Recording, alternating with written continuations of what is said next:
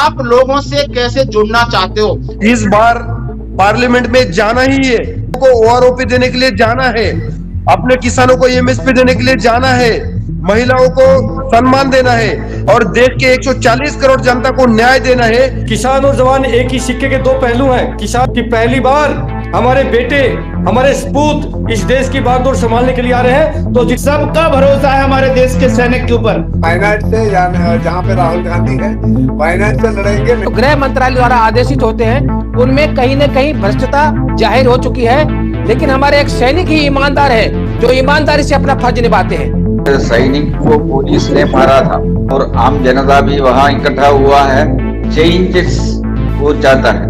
जय हिंद दोस्तों, आज है हमारे साथ जय जवान जय किसान पार्टी का आगाज करने वाली वो आपकी टीम। वो आपके सामने अपना एजेंडा रखेंगे, आपके सवाल हम उनसे पूछेंगे। क्या इस देश में क्या ऐसी व्यवस्था हो सकती है कि गरीब आदमी चुनाव लड़ सकता है?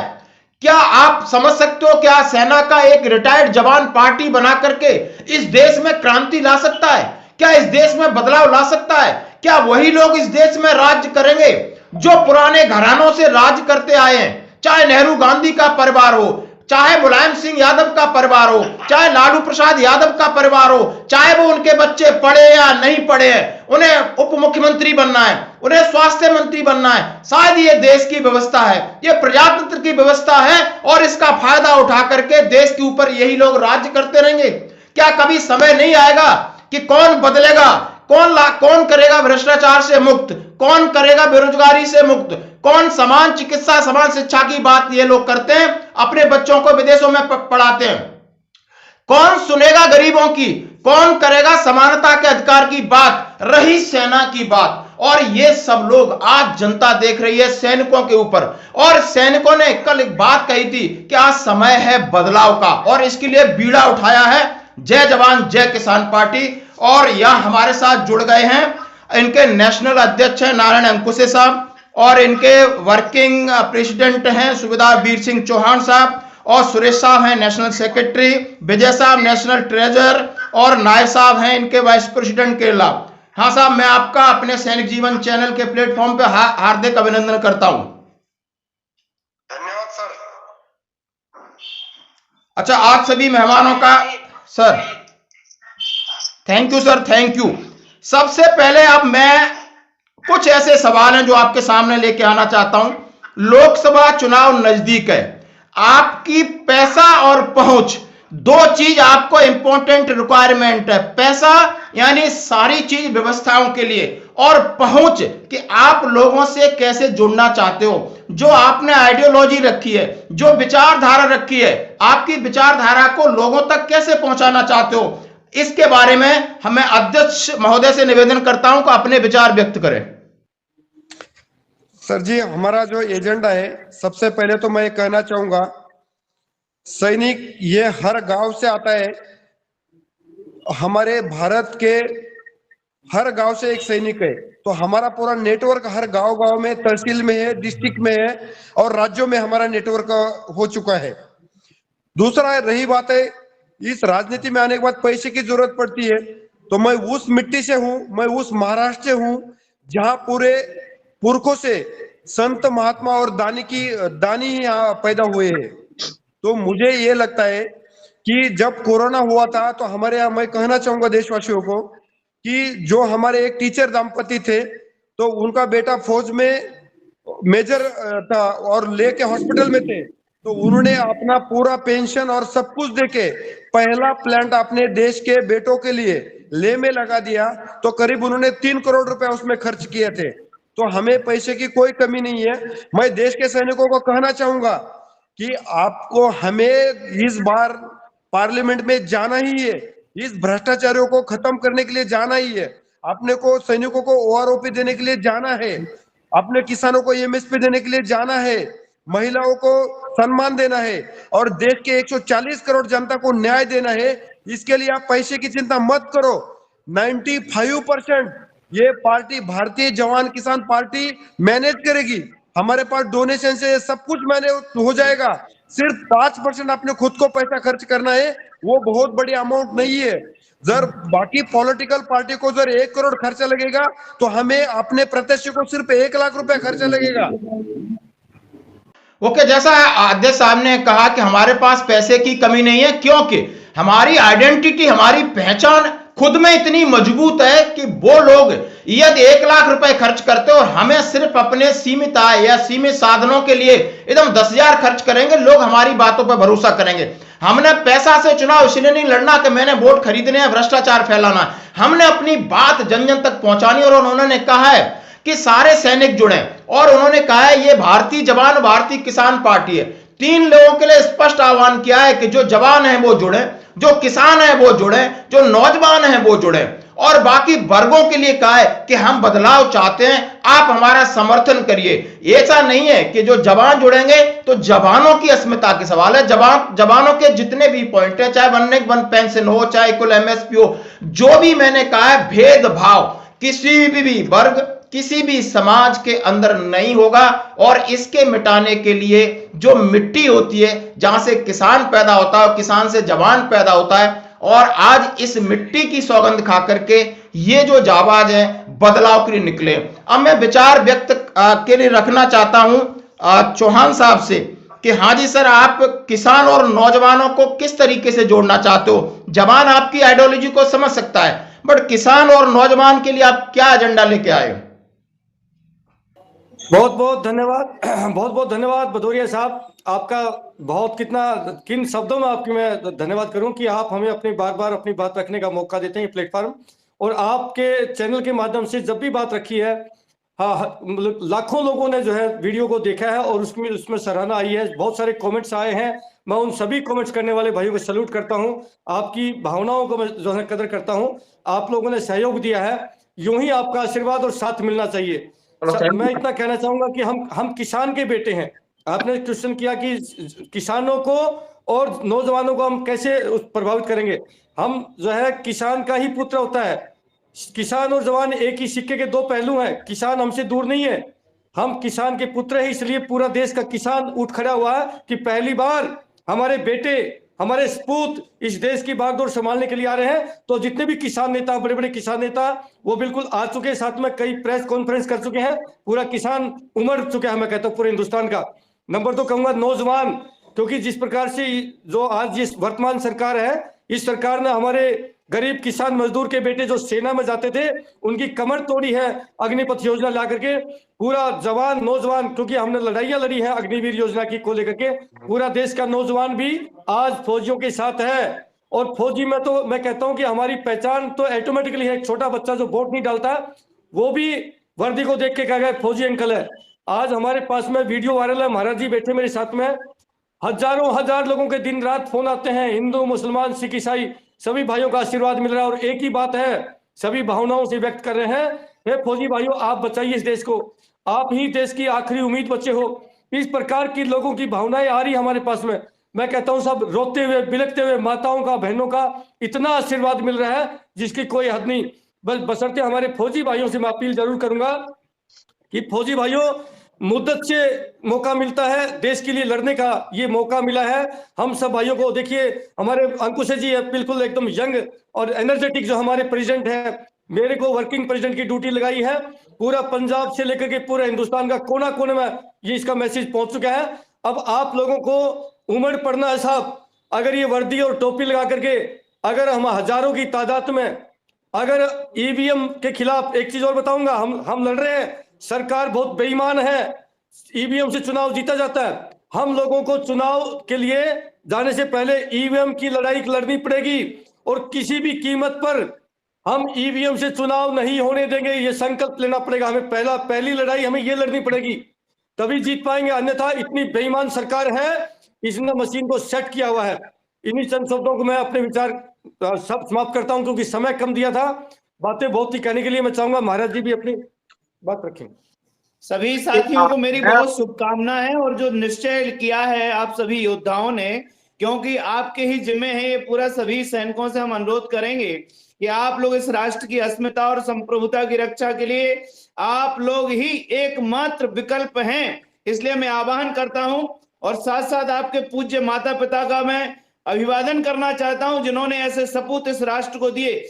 और आप सब लोगों को संसद में जाना ही है और प्रचंड बहुमत मिलेगा आपको। इस देश के लाखों ईसाइयों के, मुसलमानों के, बौद्धिस्टों के सबके फोन आ रहे हैं कि महात्मा जी, हमें भरोसा है कि धरती पे आज भी इंसानियत आप जैसे विचारों के लोग जिंदा कर पाएंगे। इसलिए हम अपने समस्त सोल्जर्स से, सारे योद्धाओं से अपील करेंगे कि इंसानियत में दाग नहीं लगने देना है। हमें पूरे न्यायबोध के साथ एक योद्धा की भूमिका में हमें दंड पुरस्कार की व्यवस्था को विचार स्वायत्तता से लागू करना होगा। आप सबका आह्वान है, कमर कस लो, आपको भारत माता बुला रही है। जैसा दोस्तों आपने सुना, वीर सिंह चौहान साहब को सुना और महाराज जी को सुना। उन्होंने कहा संत समाज और सैनिक सभी मिलकर इस राष्ट्र को सशक्त करें, मजबूत करें और ईमानदारी नेतृत्व आगे लाएं जो देश को बहुमुखी विकास के लिए जरूरी है, किसी भी प्रकार का विकास है। अब मैं आगे आपकी बात ले जाना चाहता हूं। मैं सुरेश सर से, जो नेशनल सेक्रेटरी हैं, तो आपको नेशनल सेक्रेटरी की जिम्मेदारी, आप बाकी स्टेट को किस तरह जोड़ने का आपका प्लान है सर? सुरेश सर। नमस्कार सैनिक जीवन भदौरिया साहब, आप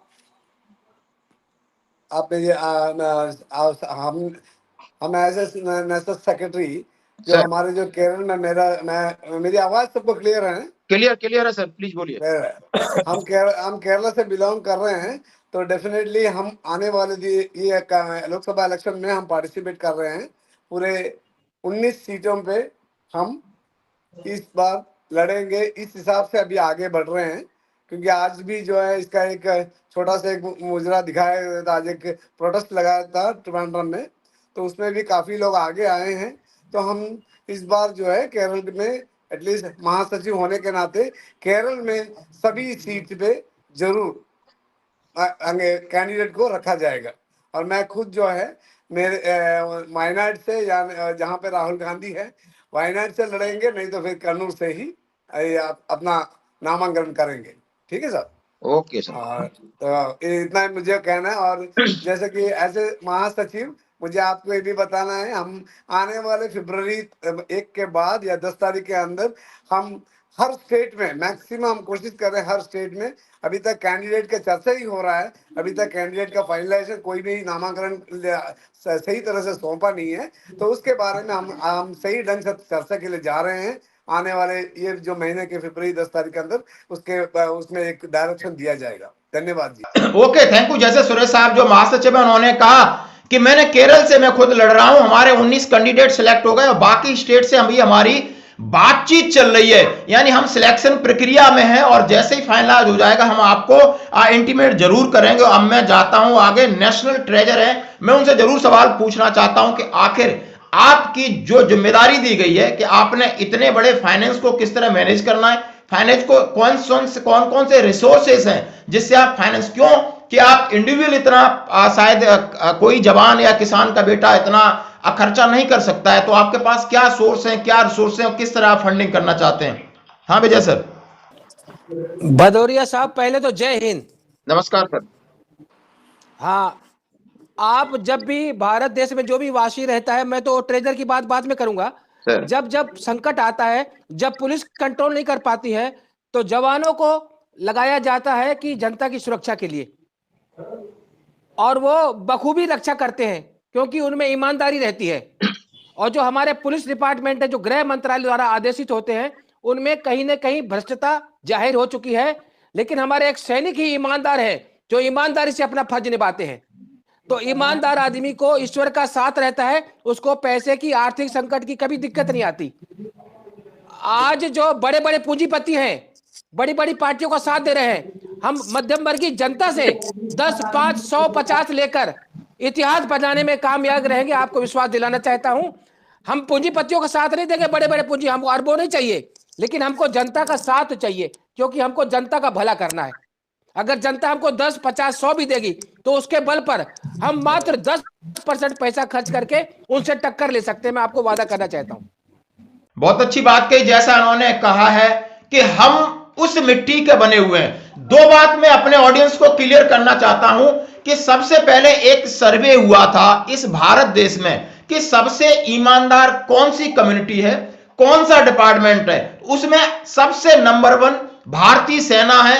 ट्रस्ट भी लोग पूरी तरह करते हैं। और दूसरी, आपने एक कहावत सुना होगा, यदि ईमानदार और सक्षम लोग यदि राजनीति में नहीं आएंगे तो वो तैयार हो जाएं, ऐसे लोग आपके ऊपर शासन करेंगे कि वो आपको दबेंगे, कुचलेंगे, शोषण करेंगे, ना आपकी बुद्धि काम आएगी, ना आपका पैसा काम आएगा। तो दोस्तों, इस चीज को अंडर एस्टिमेट नहीं करना, इनके मनोबल को और बढ़ाना है। कुछ ऐसे नकारात्मक जिनके पास ऐसे सवाल हैं, वो सीधे सवाल कर सकते हैं, नारायण अंकुशे साहब से कर सकते हैं, वीर सिंह चौहान साहब से कर सकते हैं, मेरे जरिए कर सकते हैं। मैं आपको यह याद दिलाना चाहता हूं, आज ये आगाज हुआ है, अंजाम जबरदस्त होगा, मैं दिल से कह रहा हूं, क्योंकि इतना हम इस चीज के बारे में समझ रखते हैं कि आज देश बदलाव चाह रहा है, हर आदमी नए नए प्रयोग चाह रहा है। अब मैं बात करना चाहता हूं नायर साहब से। नायर साहब, आप अपनी बात रख सकते हैं प्लीज। मैं भी जनरल सेक्रेटरी यहाँ जैसे है केरला से बिलोंग करता हूँ। Okay, nice, thank you sir. आज केरला का बात है, आज अभी यहाँ ऐसे एक तरंग उत्पन्न हुआ है, वो एक्चुअली एक जैसे शासन का बदलाव चाहता है।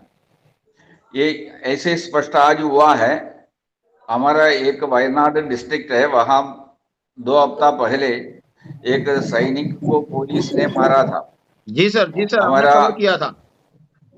हाँ, हमारा अध्यक्ष महोदय भी उसी वक्त इंटरवीन किया है। उसमें से कोई उन्होंने एफआईआर अभी तक लॉन्च नहीं किया, फिर भी पुलिस वाला जो करप्ट जो उसमें इन्वॉल्व हुआ है, जो पुलिस का जो थानेदार है और बाकी पुलिस पर्सन है, उनका अगेंस्ट शायद एक्शन ले सकता है। इस कनेक्शन में आज हमने एक प्रोटेस्ट मार्च निकाला है और धरना प्रदर्शन भी किया है पुलिस हेडक्वार्टर का सामने। वहां मैं खुद प्रेजेंट था।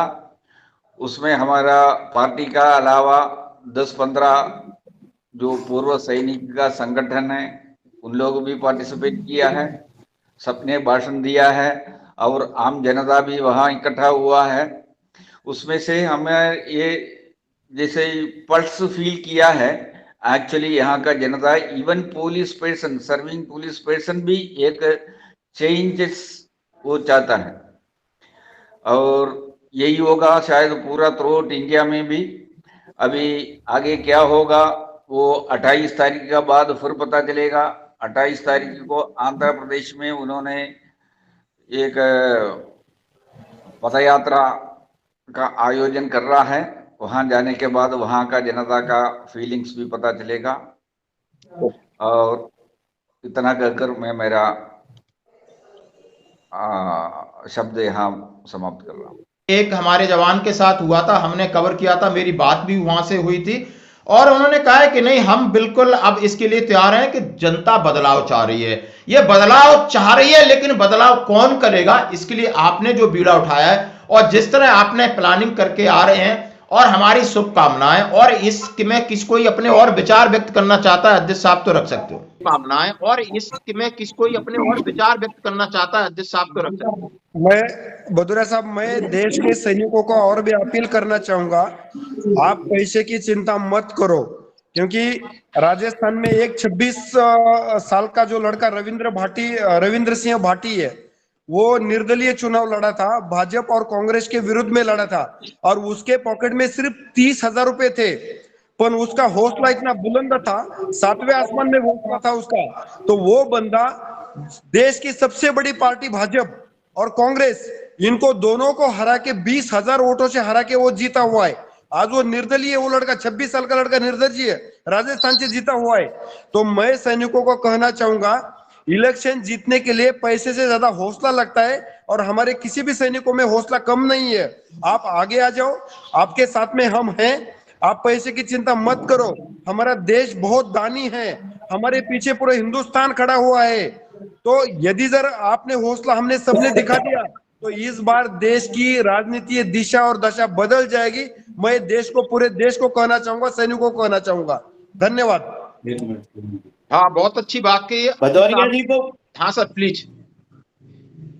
भदौरिया जी को मैं इसलिए बधाई देना चाहता हूं कि आप में जो उत्साह है और आप जो इस परिवार को एक कर रहे हो, उसमें भी सैनिक जुड़े हुए हैं। हम आह्वान करते हैं कि इस देश के हजारों फोन आ चुके हैं तन मन धन न्यौछावर करने के लिए।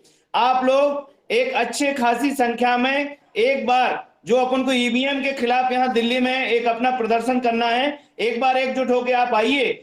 हजारों लोगों के फोन आ रहे हैं कि तन माताओं के फोन आ रहे हैं रो रो करके कि हम अपना जेवरात दान कर देंगे, इस देश को बचा लो, बस ये समझ लो आप। हाँ चौहान साहब कुछ कहना चाह रहे हैं आप? मैं तो अपने भाइयों से, जितने भी सैनिक भाइयों से उतने हाथ जोड़ के प्रार्थना करता हूं कि सैनिक साथियों याद करिए उन वीरों की कुर्बानी, भगत सिंह, सुखदेव, राजगुरु, मंगल पांडे, अशफाक उल्लाह खान। वो इस देश को आजाद करा के गए थे, उनकी आत्माएं रो रही होंगी। आज गोरे अंग्रेज गए हैं लेकिन काले अंग्रेज देश की सत्ता पर काबिज हैं। इसलिए भाइयों हुंकार भरनी पड़ेगी। सरफरोशी की तमन्ना अब हमारे दिल में है, देखना है जोर कितना बाजुए कातिल में। ये भाव लेकर के मैदान जंग में कूदिए साथियों, पूरा इतिहास रचा जाएगा, पूरा देश आपके साथ में खड़ा है। महाराज जी हम यहाँ ऑफिस के अंदर डटे हैं, राष्ट्रीय कार्यालय है यहाँ पर, दिन रात यहाँ पर ऑफिस में है, पूरी टीम को पता, पूरे देश को पता है। इतने फोन आ रहे महाराज जी के हमारे पास में, दिन रात हम रात को 12 बजे 1 बजे भी फोन आ रहे हैं। सब पूरा देश उमड़ पड़ा है, माताएं बहनें सब उमड़ पड़ा है। आप आइए मैदान जंग में। ईवीएम के खिलाफ हमें कोई डेट डिसाइड कर लेंगे अभी 28 या 29 तारीख के आसपास, और बिल्कुल आमरण अनशन पर बैठना पड़ेगा। जब तक सरकार की नाक बंद नहीं कर देंगे तब तक हम पीछे नहीं हटेंगे। ये भी हम बता देते हैं, हम किस मिट्टी के बने हैं, ये सरकार को इस बात का इल्म नहीं है। बिल्कुल हम जो अपने आप को झोंक देंगे बिल्कुल किसी भी कीमत पर, लेकिन पीछे नहीं हटने वाले। ईवीएम, जब देश को विश्वास नहीं है मशीन के ऊपर तो भाई क्यों आप जबरदस्ती थोप रहे हो ना। पूरा देश उबाल मार रहा है कि ईवीएम मशीन नहीं चाहिए। इसलिए मैं अपने भाइयों से मैं अपील करूंगा, अपना कॉन्टेक्ट नंबर भी छोड़ता हूँ सभी भाइयों से। मेरा कॉन्टेक्ट नंबर है 8368002355। जुड़ो साहब, अपने से मतलब ऊपर रखेंगे आप लोगों को, वो सम्मान देंगे कि जिंदगी में हमें, हमारे ईगो नहीं है। हमारे राष्ट्रीय अध्यक्ष भाई हैं नारायण अंकुश जी, जितने भी साथी हैं, किसी में अहंकार ईगो नहीं है। सारे के सारे इतने सॉफ्ट कॉर्नर वाले हैं कि जिसकी कोई हद नहीं। इसलिए सभी भाइयों को हम आमंत्रित करते हैं, चाहे कोई किसी भी संगठन का हो। यहाँ पर हमें एकजुट होकर के पूरी नेशनल लेवल पर 543 सीटों पर चुनाव लड़ रहे हैं, ये हम घोषणा कर रहे हैं। लेकिन इस वर्दी को दाग मत लगने देना भाई, इतना ही मेरी विनती है। ईमानदारी से, हमें भगवान ने पेंशन सब कुछ दे रखा है, दाल रोटी में कोई टोटा नहीं है। अगर हम लोगों ने भी नेताओं जैसा आचरण किया तो जनता कभी फौजी को माफ नहीं करेगी। इतना दिलाते हैं कि हम बिल्कुल गद्दारी नहीं करेंगे, देश के साथ ईमानदारी से काम करेंगे, देश को उस ऊंचाइयों तक पहुंचाएंगे कि कभी किसी ने इस बात की आकलन भी नहीं किया। अंतिम भरोसा है, अंतिम विश्वास, अंतिम विकल्प है सैनिक, अंतिम विकल्प, अंतिम विकल्प, अंतिम विकल्प। जैसे आप देखते हो कि 15 अगस्त 26 जनवरी को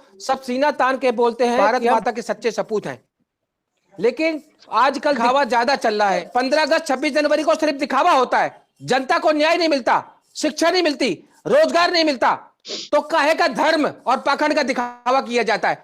हम सच्चे सैनिक होकर सच्चे सपूत बनकर दिखाएंगे, और आपको अभी 6 महीने के अंदर हम दिखा देंगे कि हमारे में ताकत सच्चाई की है।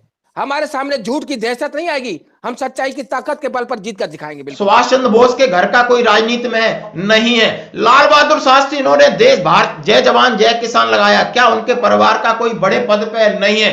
तो यानी अच्छे लोग राजनीति से दूर हो रहे हैं क्योंकि उन्हें किया जा रहा है। अब कहते हैं कि सैनिक ही एक अंतिम विकल्प है, चाहे देश के बाहर की बात हो या देश के अंदर की डिजास्टर मैनेजमेंट की बात हो, तो ये एक बहुत बड़ा पॉलिटिकल डिजास्टर है और इसके लिए बीड़ा सैनिकों ने उठाया है।